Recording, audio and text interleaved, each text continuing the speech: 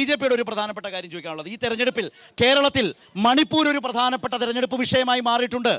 മോദി സർക്കാർ ഏറ്റവും വലിയ നിലയിൽ പ്രതിക്കൂട്ടിൽ നിൽക്കുന്ന മണിപ്പൂർ ചില്ലറയല്ല. അവിടുത്തെ 3 വംശങ്ങളെ പരസ്പരം വിഘടിപ്പിച്ച് വിദ്വേഷത്തിന്റെ മതിൽ സൃഷ്ടിച്ച് മണിപ്പൂർ എന്താണ് ജനങ്ങളോട് പറയുന്നത്?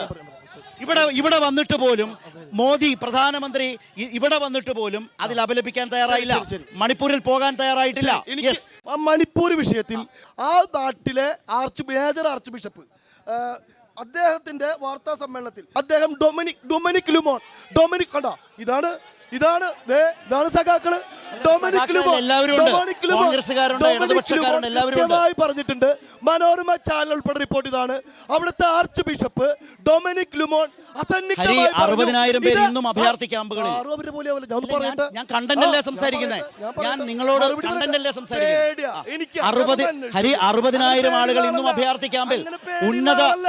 മുതിർന്ന വൈദികർ, ഒരു പത്രവാർത്ത ഞാൻ പറയട്ടെ, മുതിർന്ന വൈദികർ ഇപ്പോഴും ശക്തമായ വിയോജിപ്പ് ഈ നടപടികളോട് കാഴ്ചവെക്കുന്നു. അതായത് മേജർ ആർച്ച് ബിഷപ്പ്, മണിപ്പൂരിന്റെ major archbishop Dominic Lumon അദ്ദേഹം പത്രക്കുറിപ്പിറത്തി വാർത്താ സമ്മേളനത്തിൽ പറഞ്ഞു, ഇത് വർഗീയ കലാപമല്ല, ഇത് 2 ഗോത്രങ്ങൾ തമ്മിലുള്ള കലാപമാണ്.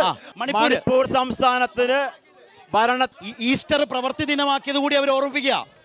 വടക്കിഴക്കൻ സംസ്ഥാനങ്ങളിൽ ഈസ്റ്റർ പ്രവൃത്തി ദിനമാക്കിയപ്പോ ബിജെപിയാണ്. ആ ബിജെപിയാണ് ഈ ആക്രമണം സ്പോൺസർ ചെയ്തത്. അവിടുത്തെ മുഖ്യമന്ത്രിയാണ്, മണിപ്പൂരിലെ മുഖ്യമന്ത്രിയാണ് അവിടെ ഈ കൂട്ടക്കൊല നടത്തി നേതൃത്വം കൊടുത്തത്. അതുകൊണ്ടാണ് ഇന്ത്യയുടെ പ്രധാനമന്ത്രി മൗനം പാലിക്കുന്നത്. മണിപ്പൂർ